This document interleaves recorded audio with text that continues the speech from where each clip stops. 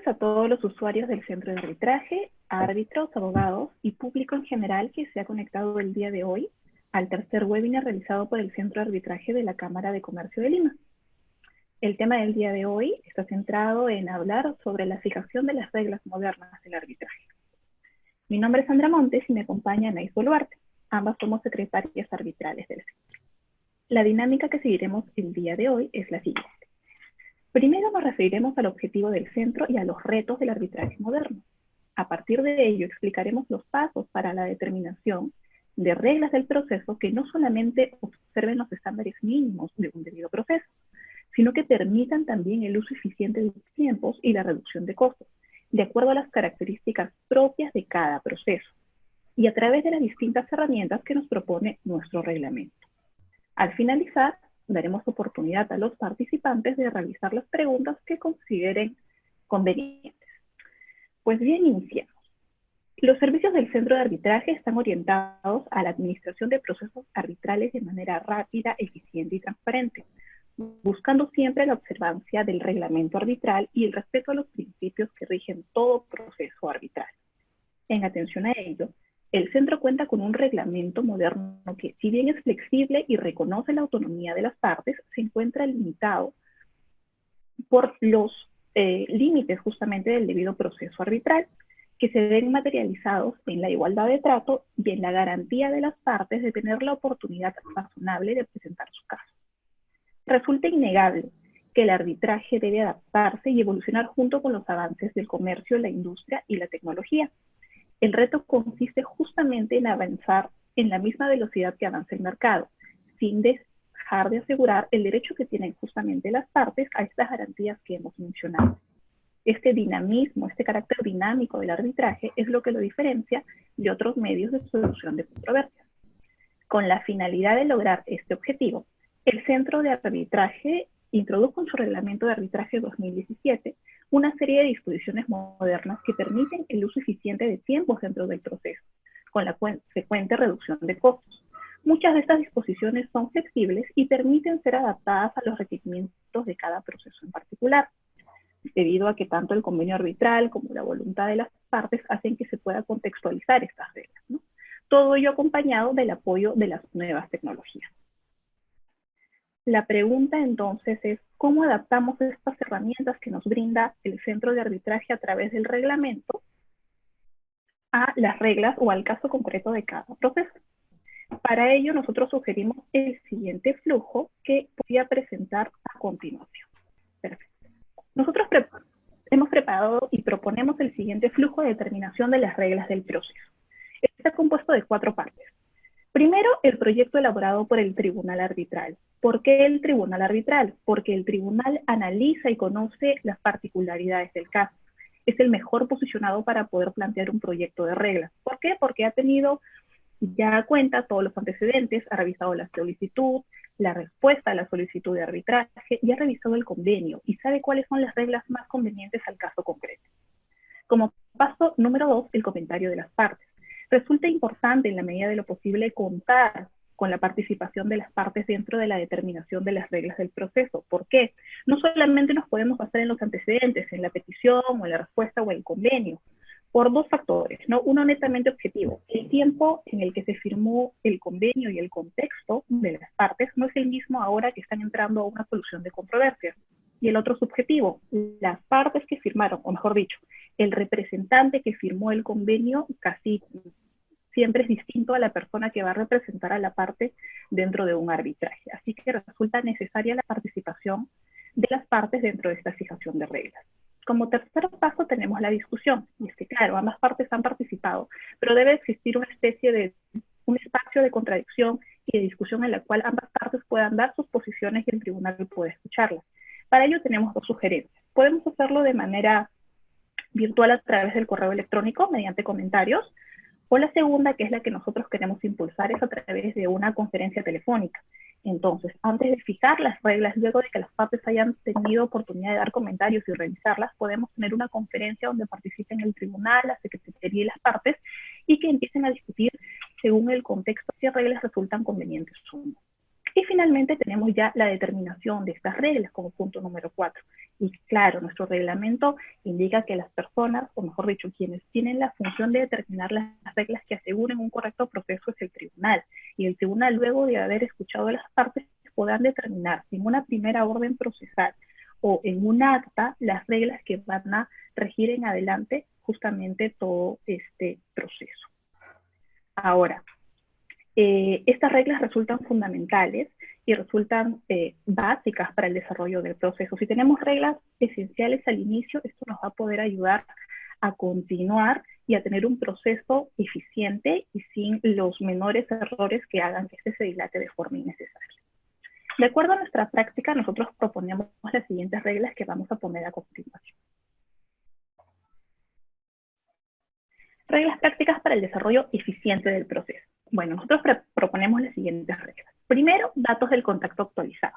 Y es cierto, como bien sabes, nosotros utilizamos los medios electrónicos para poder enviar comunicaciones a las partes.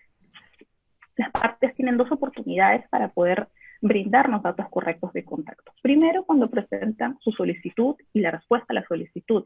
Y luego, cuando los árbitros le dan un espacio para que comenten el proyecto. Pero recuerden que estas direcciones deben de estar actualizadas, igual que una dirección física. Todos estos datos deben de mantenerse actualizados y deben ser datos de contacto de personas que estén en capacidad de revisar su bandeja. Nos ha pasado muchas veces que enviamos algún tipo de orden procesal, un correo electrónico, y la parte nos dice, yo no me enteré porque solo vi el correo de mi abogado y mi abogado no me actualizó el dato, o viceversa, ¿no? El abogado me dice, le llegó a mi cliente, pero yo, que soy quien maneja el proceso, no cuento con la información. Así que resulta fundamental y súper importante que tengamos los datos actualizados, que tengamos datos correctos de contacto y que además sean de personas que estén en la capacidad de poder revisar y estar al tanto del proceso.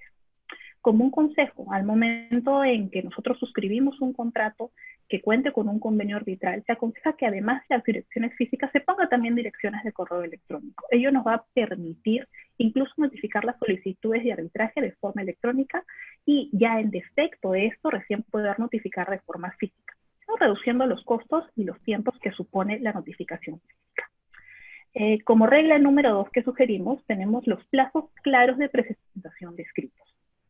Si bien nuestro reglamento tiene propuestas para los plazos de presentación de los escritos de fondo, ¿no? De la demanda, contestación, de la formulación de excepciones, no está de más reiterarlo en la orden procesal o acta que contenga las reglas del proceso. ¿Por qué? Porque las partes deben tener el entendimiento pleno de con cuántos días cuentan para poder presentar sus escritos, ¿no? No solamente los escritos de demanda y contestación, sino definir cuál es el plazo para formulación de excepciones, para poder absolverlas, para la observación de medios probatorios, para la reconsideración de una orden procesal. Eso es fundamental para que las partes entiendan cuáles son las reglas de juego. Ahora, otra cosa súper importante es que los plazos empiezan o aconsejamos que empiecen a correr automáticamente sin necesidad de una orden procesal que declare la admisión de algún escrito de fondo. Nos ha pasado también de que algunas partes nos dicen, oye, yo no sé exactamente cuándo tengo que presentar mi contestación de demanda porque no me llegó la resolución o la orden procesal que me la admitía a trámite. Y claro, esto ocurre porque muchos de nosotros en arbitraje nacional aún tenemos el chip del Poder Judicial, donde necesitamos una resolución que admita trámite y corra traslado y nos diga que tienes el plazo para contestar. Pero tenemos que empezar a eliminar eso. Y es que no se necesita correr traslado o decir que una demanda está admitida o una contestación está admitida. Los plazos deben de correr de inmediato y para ello es importante tener estas reglas claras al momento de presentar o de formular la orden procesal número 1 de reglas. Como punto 3, la presentación de los escritos de forma electrónica y simultánea. Esto está un poco vinculado con lo anterior que hablamos. Y es que además de las ventajas medioambientales y de reducción de costo evidente que tiene la presentación de escritos de forma virtual, porque claro, gastamos menos papel, no hay un procurador que tiene que llegar a la oficina con pasos incurriendo en costos, tenemos una ventaja fundamental que es la inmediatez en la notificación. Y claro, una reducción en el tiempo en el que toma conocimiento la contraparte o el tribunal se va a ver reflejada también en una reducción en los tiempos de reacción. Para ello necesitamos el apoyo de las partes y esto es bastante fundamental.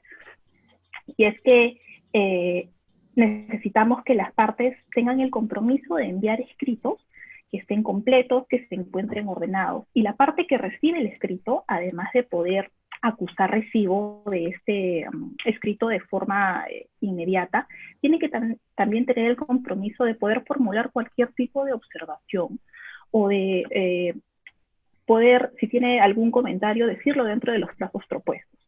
Nos ha pasado que de repente notificamos una demanda, hay incluso un acuse de recibo, pero recién en el día, 3 días antes de que vence el plazo para la contestación, la parte nos escribe y nos dice, oye, no pude acceder al link, no pude descargar el archivo. Entonces eso no debe de ocurrir, porque la parte tenía, desde que se le notificó ese escrito, tenía la oportunidad de poder ver si algo no funcionaba y comunicárselo a la Secretaría o al tribunal. Así que este tema de la presentación de los escritos tiene que ser un trabajo conjunto entre las partes, la Secretaría y el tribunal. Como regla número 4, tenemos el tema de las pruebas, ¿no? Las pruebas deben ser ofrecidas y presentadas junto con los escritos de fondo. Esto es súper importante. No esperemos que transcurra el proceso para presentar pruebas, ¿no? Las pruebas se presentan junto con los escritos postulatorios. Demanda, contestación, reconvención, contestación a la reconvención. Si presento medios probatorios de forma posterior es porque surgieron de hechos nuevos o porque recién tomé conocimiento de estos. No esperemos a llegar a una audiencia y que de pronto la parte recuerde que tenía un documento que le era importante para el proceso y recién solicite al tribunal o el tribunal tenga que solicitarle la presentación de dicho documento. Entonces, ese es un compromiso que también tienen que tener las partes, no esperar. La regla es que se presenten con los escritos postulatorios. Ya la excepción, por los dos casos que les he dicho, hechos nuevos o conocimiento nuevo, viene de la presentación posterior a estos escritos. Como regla número 5, determinar la presentación de los informes de expertos o peritos, las declaraciones testimoniales escritas. Eso también está vinculado con lo anterior. Si yo ya sé que para mi proceso voy a necesitar de un informe pericial, de un informe técnico, pues debo de decirlo al inicio, al momento de determinar las reglas. ¿Por qué? Casi en la mayoría de casos, cuando se presenta la demanda, uno de los medios probatorios indica y el informe técnico que tendrá de un perito especializado que deberá ser presentado cuando el tribunal me dé el plazo para ello. Pero hay un tiempo perdido. Si tú ya sabes que vas a necesitar un informe técnico, puedes presentarlo juntamente con tu demanda. O, en todo caso, comentárselo al tribunal al momento de la fijación de reglas. Así, por ejemplo, el tribunal lo que va a hacer es ampliar el plazo de presentación de demanda, de repente no 20, sino 30 días, pero ese plazo ya incluye que en los medios probatorios vas a presentar tu informe técnico, tu informe pericial. Esto también aquí ayuda a que el tribunal pueda valorar de una forma anticipada si es que requiere o no la actuación de estos informes técnicos o de este expertise mediante una audiencia. Como punto 6, determinar si se admitirán solicitudes de exhibición de prueba documental. También está relacionado con lo anterior. Vemos casos en los que al momento de presentar su demanda o contestación indica, ¿no? Como medio probatorio, la exhibición que deberá realizar mi contraparte de tal documento A, B y C. Pero si tú sabías que no contabas con esos documentos desde un inicio, también lo podías haber comentado al tribunal. Y lo que haría el tribunal es, imaginemos que presento mi demanda y no tengo los medios A, B y C de los que habíamos hablado, pues establecer en las reglas que al momento de correr traslado de la demanda y en el tiempo en que la otra parte realice la contestación de demanda, también cumpla con presentar estos documentos. No esperemos a que recién, después de presentar todos los escritos, el tribunal tenga que pedir o requerir las exhibiciones. Todo esto, si es que se conversa y se discute en la manera de cómo planteamos las reglas, va a poder hacer los tiempos más eficientes. Como punto 7, el orden en la presentación de los medios probatorios. Eso también es bastante importante, porque muchas veces se presentan un fajo de documentación, pero no tiene un orden determinado. Personalmente, no me ha pasado que presentaron una serie de 100 facturas y las 100 facturas no están ordenadas por fecha. Entonces el tribunal, el trabajo que se va a dar ordenando en realidad no es eficiente. Para esto las partes tienen que haberlo ordenado de la mejor forma posible y de acuerdo a su exposición. O también nos ha pasado que nos presentan una serie de medios que acreditan penalidades y no están ordenados por tipo de penalidades, simplemente están puestos según un criterio que en realidad no se entiende mucho, y eso también dificulta al tribunal poder analizar qué es lo que las partes quieren decir. Como punto 8, indicar la relevancia de las pruebas ofrecidas. Esto también es de suma importancia. Los medios probatorios muchas veces son muy voluminosos, ¿no? Presentamos un contrato de 200 páginas, pero lo que nosotros en realidad queremos demostrar está en la página 19 y está en el párrafo 3. Entonces, hay que primero ubicar al tribunal y también a la contraparte, que es la que va a contestar tu escrito, lo va a absolver, en qué parte del documento está lo que quieres demostrar e indicar qué es lo que se quiere demostrar. Como una sugerencia que ya hemos adoptado generalmente en arbitrajes internacionales es que las partes puedan darnos un cuadro resumen donde nos digan, ok, este medio probatorio que es un contrato tiene 200 páginas, con esto quiero demostrar tal o cual argumento, y esto en preciso se encuentra en tal hoja del documento. Esto nos va a ayudar a un mejor orden. Y finalmente, en cuestión a lo que me corresponde hablarles sobre las reglas, tenemos la incorporación automática de las pruebas. Y cierto, no es necesario declarar de forma expresa la admisibilidad de las pruebas. Esto está relacionado y es de forma similar a cuando dijimos que no era necesario declarar la admisión de la demanda para que la otra parte pueda contestarla. Nuestro reglamento faculta a las partes a presentar las pruebas y que éstas sean declaradas o sean admitidas si es que la contraparte dentro de un plazo determinado, que por lo general son 5 días, no las ha objetado. Esto nos ayuda nuevamente a tener que eliminar tiempos ineficientes y hacer que este proceso sea mucho más célere y eficaz para todos. Bueno, ahora doy paso a Anaís Boluarte para que continúe conversando con ustedes respecto a las reglas que en nuestra práctica resultan fundamentales para un proceso eficiente. Gracias, Sandra. Buenas tardes a todos. Yo les voy a seguir comentando sobre otras reglas procedimentales que en la práctica resultan útiles para el desarrollo eficiente del arbitraje. Respecto a los escritos, no es necesario correr traslado de todos los escritos que se presentan. Desde que una parte toma conocimiento de un escrito, tiene la oportunidad de poder rebatirlo. Ojo que la falta de una orden procesal que corra traslado de un escrito no debe originar una cadena de absoluciones que dilate el pronunciamiento del colegiado, ¿no? Adicionalmente, respecto a este tema, el tribunal solo debe emitir pronunciamientos cuando sea necesario. O sea, no todo escrito va a tener un pronunciamiento expreso del tribunal. No es necesario que se tenga presente todo lo manifestado por las partes. Entonces, en ese sentido, nos aseguramos de que todos tengan conocimiento de todos los escritos y el tribunal se pronunciará tomando en cuenta las posiciones de las partes. También un tema muy importante es que todas las notificaciones deben ser realizadas por correo electrónico, no todas las comunicaciones del caso y decisiones del tribunal arbitral, así como del centro. También es muy importante, previa coordinación de la disponibilidad de las partes y el tribunal, es muy recomendable establecer un calendario procesal de obligatorio cumplimiento, salvo circunstancias justificadas. De repente, lo que a mí me ha resultado muy útil es a través de una conferencia telefónica se puede fijar un calendario procesal en vez de tener que enviar un proyecto a las partes, otorgándoles un plazo para que se pronuncie.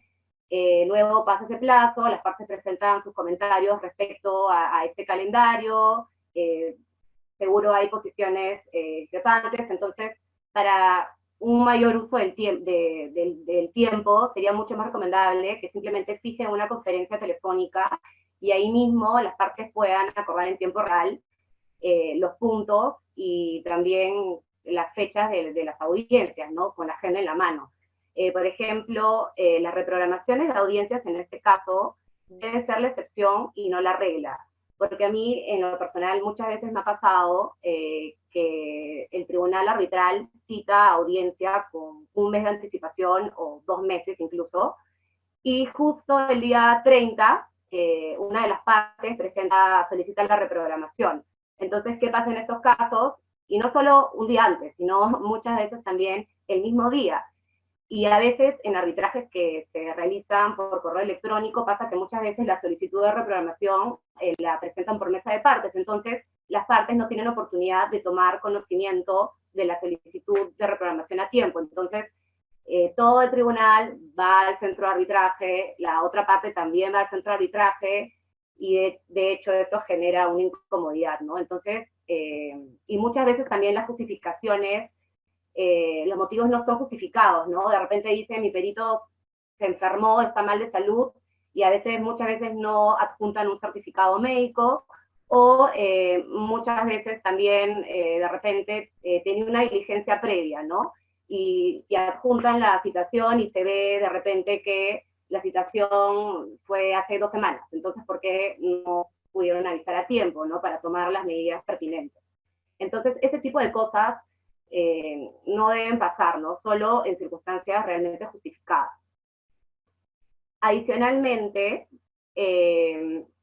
dicho calendario también debe contemplar las fechas y plazos para las presentaciones de escritos y absoluciones respectivas, así como también, como les comenté, la posible realización de audiencias. Específicamente en relación con las audiencias, es recomendable lo siguiente. En primer lugar, que sea una única audiencia, la cual puede durar varios días, según siempre la complejidad de la controversia o la cantidad de medios probatorios que requieren actuación. También, adicionalmente, es importante que se establezca previamente, en coordinación con las partes, un cronograma para la audiencia, y también, que es muy importante, que existan límites de tiempo para las distintas presentaciones o los distintos interrogatorios durante la audiencia, o bien una bolsa de tiempo asignada a cada parte para la audiencia. En estos casos se utiliza mucho la práctica del reloj de ajedrez. Por ejemplo, las partes acuerdan cuánto tiempo van a utilizar en la audiencia única y cuánto tiempo usará el tribunal arbitral. Por ejemplo, 15 horas en total. Cada parte cuenta con 6 horas y el tribunal con 3 horas. Entonces, cada vez que una parte hace uso de la palabra, empieza a correr su tiempo. Lo mismo cuando hablan sus peritos o testigos, o cuando interrogan o hacen preguntas. En ese caso también va a pasar para la contraparte, ¿no? Cuando exponga su caso, cuando hablen sus peritos, cuando interroguen a sus testigos, empieza a correr el tiempo de ellos. Y en el caso del tribunal también, cuando el tribunal empieza a preguntar, a realizar preguntas tanto a las partes como a los peritos, también empieza a correr su tiempo. Y el secretario arbitral es el que se encarga de llevar el control del tiempo, y usualmente un representante de cada parte, ¿no? Para después comparar los tiempos. Entonces, el fin del reloj de ajedrez en realidad es que las partes no puedan utilizar más tiempo del acordado. Esta práctica también se puede aplicar muy bien en el caso de una audiencia virtual. Incluso sería mucho más fácil corroborar el tiempo. Bueno, en mi experiencia, muchas veces ha pasado que el tribunal, en el caso de las audiencias, no ha fijado un cronograma de audiencias. Entonces, lo que me ha pasado es que llegue el día de la audiencia y el tribunal, antes de dar inicio a la audiencia, usualmente pregunta cuánto tiempo van a necesitar las partes para exponer su caso, y las partes señalan un tiempo aproximado, pero en realidad en la práctica se pueden demorar 1 hora más de lo señalado, por lo que resulta mucho más práctico y eficiente fijar de manera previa a la audiencia un límite de tiempo para que las partes se pongan su caso. Y también otro ejemplo sobre las audiencias es que resulta mucho más efectivo para el tribunal que se presenten todos los medios probatorios y los alegatos de las partes en el ámbito de unos pocos días, en los que los tribunales tendrán todo el caso claro y fresco, respecto a que pasen meses entre una audiencia y la otra, y el tribunal se puede haber olvidado de las apreciaciones sobre el caso que tuvieron en su momento. Por ejemplo, en los arbitrajes internacionales funciona muy bien cuando un árbitro internacional, obviamente, claramente no puede estar viniendo a Perú, entonces por lo que se fija una audiencia maratónica donde se actúan todas las pruebas, y en realidad en esos casos normalmente se resuelve mucho más rápido la controversia.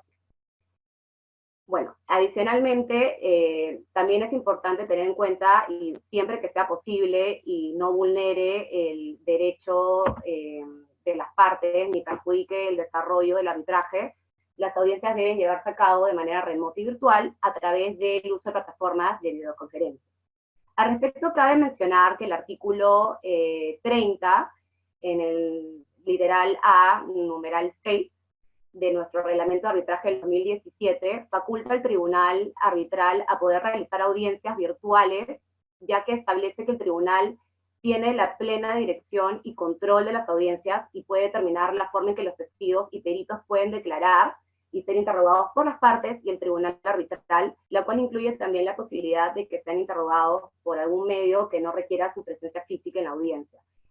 Evidentemente, en el supuesto que se lleva a cabo una audiencia de manera virtual, el tribunal arbitral, con el soporte del centro de arbitraje, deberá considerar algunas medidas necesarias, como por ejemplo, apoyo en una plataforma segura que impida que terceros ajenos al arbitraje accedan a la información que se ventile en la audiencia, un registro adecuado del video de la audiencia, así como de toda información que se comparte en la misma, y un manejo adecuado de la actuación de pruebas, previendo, por ejemplo, que no se contaminen los informes de los peritos o expertos o las declaraciones de los testigos.